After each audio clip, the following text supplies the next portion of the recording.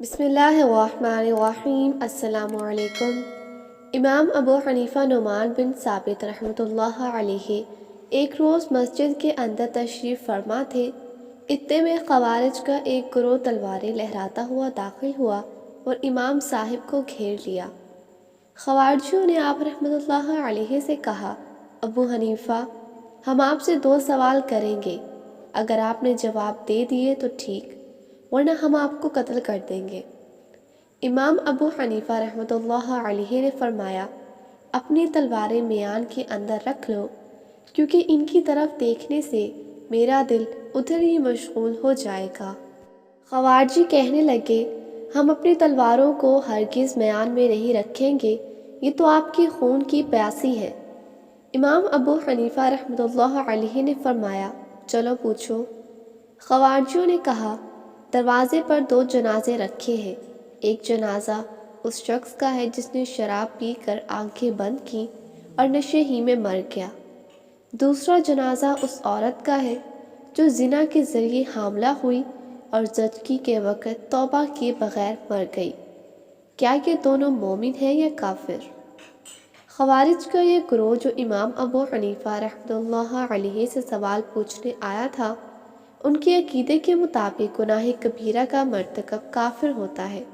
ایسی صورت میں اگر امام ابو حنیفہ رحمۃ اللہ علیہ ان دونوں کے مومن اور مسلمان ہونے کا فتویٰ دیتے تو ان کے نزدیک قابل گردن زدنی ہوتے۔ چنانچہ امام صاحب رحمۃ اللہ تعالی علیہ نے ان سے پوچھا، یہ بتاؤ دونوں کس مذہب کے ماننے والے تھے؟ کیا یہ یہودی تھے؟ خوارجیوں نے کہا نہیں۔ امام ابو حنیفہ رحمۃ اللہ علیہ نے پوچھا، کیا نصاری تھے؟ خوارجیوں نے کہا نہیں۔ امام ابو حنیفہ مجوسی تھے؟ خوارجیوں نے کہا نہیں۔ امام ابو حنیفہ بت پرست تھے؟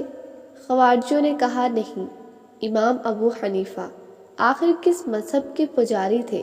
خوارجی مسلمان تھے۔ یہ سن کر امام ابو حنیفہ رحمۃ اللہ علیہ نے فرمایا، تم لوگوں نے خود ہی جواب دے دیا، تمہارا اعتراف ہے کہ دونوں شرابی اور زانیہ مسلمان تھے، اور جو مسلمان ہو اسے تم کافر کیسے کہہ سکتے ہو؟ خوارج کا گروہ کہنے لگا، یہ دونوں جنتی ہیں یا جہنمی؟ امام ابو حنیفہ رحمۃ اللہ علیہ نے فرمایا، میں بھی ان دونوں کے بارے میں وہی کچھ کہوں گا جو خلیل اللہ ابراہیم علیہ السلام نے اس آدمی کے بارے میں کہا تھا جس کی برائی ان دونوں سے بڑھ کر تھی۔ میری تابعداری کرنے والا میرا ہے، اور جو میری نافرمانی کرے تو بہت ہی معاف کرنے والا رحم کرنے والا ہے۔